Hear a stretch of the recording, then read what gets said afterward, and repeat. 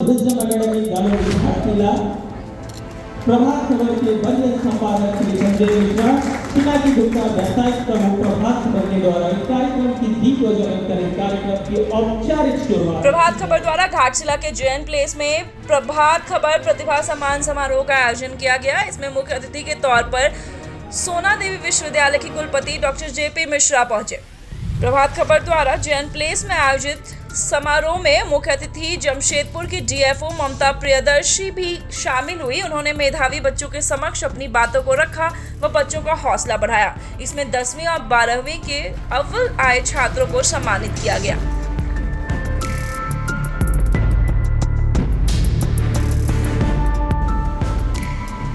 हमारे बीच आज मंच पर मौजूद पूरे राज्य के जो विद्वत लोगों में से एक शुमार सोना देवी यूनिवर्सिटी के कुलपति डॉक्टर जेपी मिश्रा जी, सोना देवी यूनिवर्सिटीज़ के रजिस्ट्रार श्री गुलाब सिंह आज़ाद जी, हमारी चंद्रिका माइती जी, हमारे बिजनेस हेड श्री पिनाकी गुप्ता जी, हमारे घाटशिला ब्यूरो के प्रमुख श्री परवेज आलम जी, अध्यक्ष श्री अनुराग जी। ये नाम मैं इसलिए बता रहा हूँ कि बच्चों, ये आज आपका दिन है। ये हमारे बीच जो लोग भी उपस्थित हम लोगों ने किया है, ठीक है कि हम इस ओर बैठे हैं, लेकिन आज के अतिथि और मुख्य अतिथि आप ही हैं, आप ही का दिन है ये। तो आप अपने लिए एक बार जोरदार तालियां निश्चित तौर पर करिए। हौसला अफजाई का वक्त है। ये वक्त है कि जब आप उड़ान भरने के लिए पूरी तरह से अपने प्रतिभा का प्रदर्शन किया है, अपने 12वीं की परीक्षा में प्रदर्शन किया है। मुझे याद है पिछले बार इस हॉल में मैं जब था तो स्टेट की जो टॉपर हुई थी वो हमने अपने घाटशिला की बच्ची थी। अभिषेक जी यहाँ मौजूद है गोल इंस्टीट्यूट्स के। शुभमगिरी ईशान बहादुर, अपग्रेडेड हाई स्कूल नर्सिंग बहाल से लोगों की शांतनु कुमार बहादुर, लखन बेसरा और डिफरेंट जगह से आए विद्वान विद्यार्थी, जैसा कि आप में अनोखा है और इसका इम्पैक्ट भी पड़ेगा। अभी हमारे किसी साथी ने कहा था कि लहरों के डर से नैया पार नहीं होती।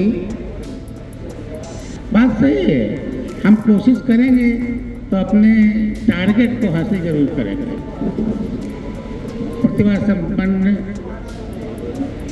जो प्रतिभाओं को हम पुरस्कृत करेंगे, उसमें कई यूनिवर्सिटीज़ के लोग हैं, कई कॉलेजों के लोग हैं, कई स्कूल के लोग हैं, कई डिफरेंट जगह के लोग हैं। और आपको उसमें जो अच्छे लोग हैं उनको प्रतिभा के रूप में हम लोग संपन्न करके उनको पुरस्कृत करेंगे। किंतु हमें ये नहीं भूलना चाहिए कि हारेगा जब कोई बाजी तभी तो होगी किसी की जीत।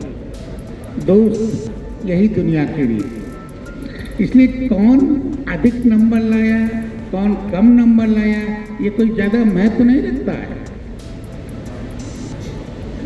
सारे विश्वविद्यालय यहाँ खोले गए हैं, हर विश्वविद्यालय के अपने कोर्सेज हैं, हर एक के अपने सब्जेक्ट हैं। उसका सिलेक्शन आपको कंपेयर करना क्या अच्छा लगता है और क्या बुरा लगता है। कुछ मत करिए, सब बराबर हो। Nothing is good, nothing is bad. इस दुनिया में न कोई अच्छा है न कोई बुरा है। It is up to you. आप जो करें उसमें सक्सेस हो, वही सबसे अच्छा है। तो आप साइंस पढ़ें, सोशल साइंसेस में जाएं, फैकल्टी। सबसे पहले मैं क्षमा प्रार्थी हूँ बहुत ही लेट से आने के लिए, बट आप लोगों को पता होगा में होने वाला है। इसी के लिए एक वीसी ऑर्गेनाइज किया गया था, उसी में उपस्थित होने की वजह से मुझे आने में काफ़ी विलम्ब हो गया। आज में यहाँ जितने भी बच्चे उपस्थित हैं और जिन्हें सम्मान दिया गया है, उन सबों के लिए हम एक बार जोरदार तालियों से उनका अभिवादन करें, उनका सम्मान करें। यहाँ उन बच्चों के जितने अभिभावक हैं, जिनकी प्रेरणा की वजह से उन्हें ये सम्मान मिला है, उनके लिए भी एक बार जोरदार थैंक यू। इसके अलावा ये प्रतिभा सम्मान का आयोजन प्रभात खबर के द्वारा किया गया, जो यहाँ अभिभावक के रूप में मौजूद है, उनका भी जोरदार तालियों से हम थैंक यू। ये प्रतिभा सम्मान जो हम आयोजन करते हैं या जो आयोजन किया जाता है, इसका उद्देश्य क्या होता है? इसका उद्देश्य केवल एक होता है, क्या है? या हमने जो एक अचीवमेंट किया है, उसके लिए हम गौरवान्वित फील कर सके। गौरवान्वित का मतलब हुआ कि हम अपने आप में प्राउड फील कर सके। ये प्राइड कैसे आता है? ये प्राइड तब आता है जब हम भीड़ से अलग कुछ नया कर दिखाते हैं, कुछ अलग करके दिखाते हैं। केवल क्लास में फर्स्ट आ जाने से ही हम अलग नहीं होते। मार्क्स की टैली से हमें अलग हटके सोचना और देखना होगा। केवल फर्स्ट आ जाना, सेकंड आ जाना ही हमारा मोटिव नहीं होना चाहिए। प्रतिभा वो होती है जो हम किसी भी सिचुएशन में हो, वो झलक कर, निखर कर सामने आती है।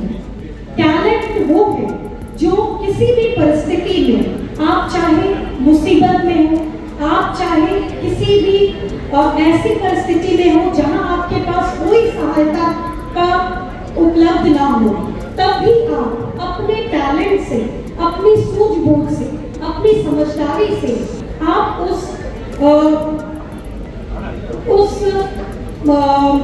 कह सकते हैं उस घटना को आप पार कर जाए, और पार ही ना कर जाए, सफलतापूर्वक पार कर जाए। तब होता है कि आप में प्रतिभा है, और ये प्रतिभा अलग है।